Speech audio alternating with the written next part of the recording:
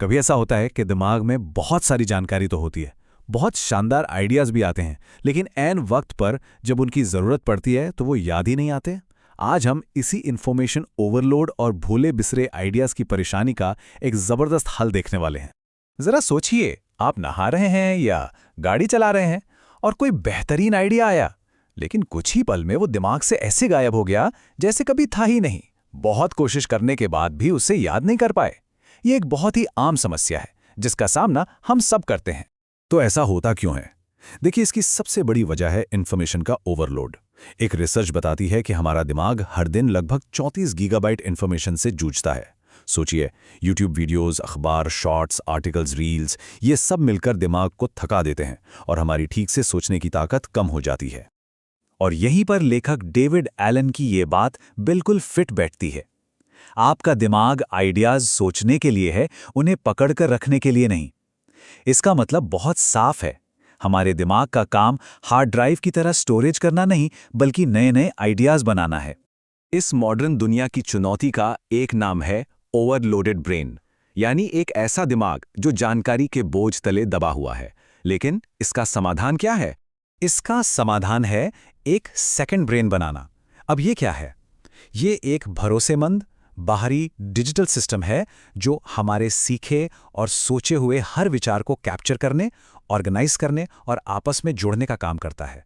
समझिए, ये हमारे अपने दिमाग का ही एक डिजिटल एक्सटेंशन है। और पता है, ये कोई नया कॉन्सेप्ट नहीं है। सदियों पहले बड़े बड़े वैज्ञानिक और लेखक अपनी जानकारी को इकट्ठा करने के लिए कॉमनप्लेस बुक्स का इस्तेमाल करते थे। वो इसमें नए विचार, स्केच और जिंदगी के सबक नोट करते थे। तो ये जो सेकंड ब्रेन है ना, वो बस उसी पुराने सिस्टम का एक मॉडर्न डिजिटल अवतार है। तो चलिए अब और गहराई से समझते हैं कि ये सेकंड ब्रेन असल में बनता कैसे है और इसका पूरा फ्रेमवर्क क्या है। इसे बनाने का एक बड़ा ही सिंपल 4 स्टेप का सिस्टम है जिसे कहते हैं CODE। ये एक एक्रोनिम है। C से कैप्चर, O से ऑर्गेनाइज, D से डिस्टिल और E से एक्सप्रेस। यही वो रोड मैप है जिसे हमें फॉलो करना है। तो चलिए अब पहले 2 सबसे जरूरी कदमों से शुरुआत करते हैं जो इस पूरे सिस्टम की नींव हैं। कैप्चर यानी जानकारी को पकड़ना और ऑर्गेनाइज यानी उसे सही जगह पर रखना। जैसा कि नवल रविकांत ने कहा था, प्रेरणा नश्वर है, इस पर तुरंत एक्शन लें। अच्छे आइडियाज और इंस्पिरेशंस बहुत जल्दी आते जाते रहते हैं, इसलिए जैसे ही कोई आइडिया दिमाग में आए उसे तुरंत कैप्चर करना बहुत जरूरी है। इसका सबसे बढ़िया उदाहरण है 14 ग्रैमी अवार्ड्स जीतने वाली टेलर स्विफ्ट। वो भी अपने गानों के बोल और राइम्स को तुरंत अपने फोन पर कैप्चर कर लेती हैं। मतलब जो भी विचार दिल को छू जाए उसे तुरंत सेव कर लेना चाहिए, चाहे वो कितना भी छोटा क्यों ना हो। इसके लिए कोई भी डिजिटल नोट टेकिंग ऐप इस्तेमाल किया जा सकता है। लेकिन सिर्फ जानकारी इकट्ठा करने से बात नहीं बनती। कोई भी चीज तभी काम की होती है जब वो जरूरत पड़ने पर आसानी से मिल जाए। अगर ज्ञान बिखरा पड़ा है तो वो किसी काम का नहीं है। तो जानकारी को ऑर्गेनाइज करने के लिए लेखक पैरा मेथड सुझाते हैं।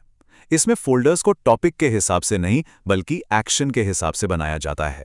P यानी प्रोजेक्ट्स, जिसमें वो काम आते हैं जिनका एक तय एंड पॉइंट है, जैसे टैक्स फाइल करना। A यानी एरियाज, जो जिंदगी की लंबी जिम्मेदारियां हैं, जैसे पर्सनल फाइनेंस। R यानी रिसोर्सेज, ये आपकी पर्सनल लाइब्रेरी है जिसमें भविष्य में काम आने वाली चीजें होती हैं। और आखिरी A यानी आर्काइव्स, जहां बाकी तीनों कैटेगरीज की इनएक्टिव चीजें रखी जाती हैं। इस पारा मेथड को समझने का सबसे आसान तरीका है इसे एक अच्छे से ऑर्गेनाइज्ड किचन से जोड़कर देखना, क्योंकि चाहे झोपड़ी हो या 5 स्टार होटल, सभी किचन एक्शन के हिसाब से ही ऑर्गेनाइज्ड होते हैं। देखिए, प्रोजेक्ट्स का मतलब है वो खाना जो अभी पक रहा है। एरियाज आपका फ्रिज है जिसमें हमेशा जरूरत की चीजें होती हैं। रिसोर्सेज आपकी पेंट्री या अलमारियां हैं जिसमें कभी कभी इस्तेमाल होने वाला सामान होता है। और आर्काइव्स वो है सबसे ऊपर वाली शेल्फ जहां साल में 1-2 बार इस्तेमाल होने वाली चीजें रखी जाती हैं। यह तरीका बड़े शानदार ढंग से बताता है कि कैसे सब कुछ व्यवस्थित रहता है।